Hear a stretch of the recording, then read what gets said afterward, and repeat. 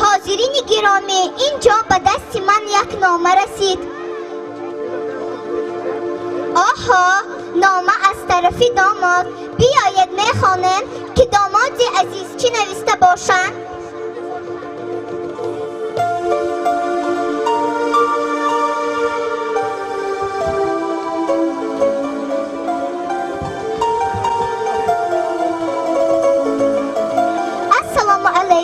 همزیاران محترم، من اولا شکر از درگاه یزدان پاک و به آلایش میکنم که مردمی به آر و ناموسی دهه ریوز عزیز و فرزندی چنین پدر و مادری خاکسار و مهربان آفریده است و شکری به پایان که من چنین خوش و تبار و دوستان و پیوندانی دلسوز و مهربان خرسندی دارم. من امروز خوشبخت هستم که به چنین روزی خرسندی و خوشبختی مشرف گردیدم. من از یکایک شمایان عزیز منتدار هستم. خدا کند که در خاندان هر یک شما چنین تویها برپا گردد و باز خدمت نوبت من باشد.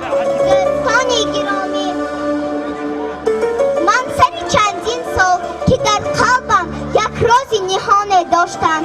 هرچند کوشش نمودم اما گفته نتوانستم یا اینکه به گفتن جرأت نداشتم. من امروز میخواهم در نزد همگان این راز خود را با زبان راوی خردسال و سخندانی بزم امشبه خواهرک شیرینم فرزانه خان بیان کرده باشم. این راز دل من به یک شخص تعلق دارد که بعد از خدا و پیامبر و بعد از پدر و مادر جان از جان بهترم برای من در جای اول می ایستد. این شخص را من همچون یک انسان بهترین خاکسار و دستگیر و مددگار همگان بسیار دوراندیش و حیراندیش میدانم.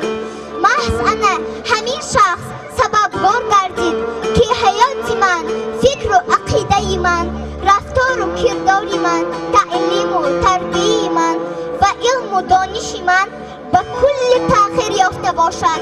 این شخص را پدر گویم پدر نه، برادر گویم برادر نه، دوستم گویم هم نه.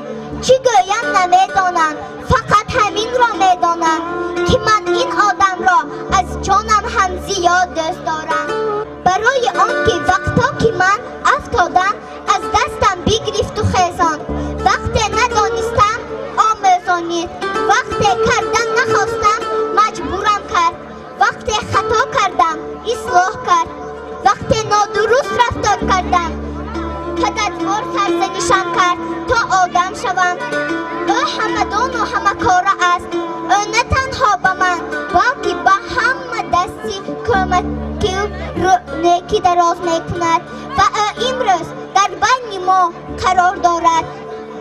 او همه وقت در خدمت مردم میزرفشان است و باز نقشه های زیاده برای پیشرفتی جامعه امروز و نسل آینده را در قلبش میپرورد.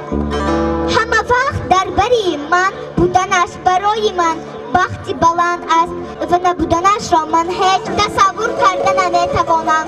من از خلق عزیزم خواهش میکنم به افتخار اکا جان عزیزم، استادی سختگیر و پردانم، راه نشانده و کاردانم، سرداری گروزی امید ویدیو که زیاده از 10 سال است خدمت حلال میکند. اکای امید جان یک کفکوی پرمغز زده باشد. اکا جان عزیز، من امروز در بین همه قدر آدم عذر میپرسم که بار هم روبرو از شما منتداری کرده نتوانستم.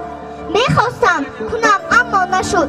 امروز که روز زادروز شما و زادروز اکای فیضلی است، من شمایان را از صدق تبریک و مبارکباد گفته برای هر دوی شمایان تن صحت، خاطر جمع و خانه آباد آرزو دارم.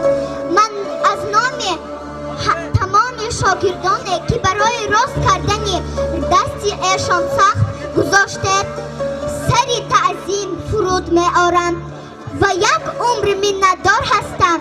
خدمت‌های شما را تا قیامت فراموش نخواهم کرد. ما همه حالا پرانچک هستیم. خواهش دارم تا به قله‌های بلند ایجاد پرواز کننده شدنمان ما را زیر قنات خود نگاه دارید.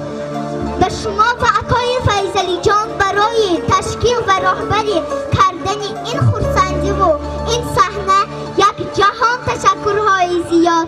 به یکایک حافظان، راویان و مطربان، نوازندگان و این چنین دوستانم منتدار هستم می رسانم.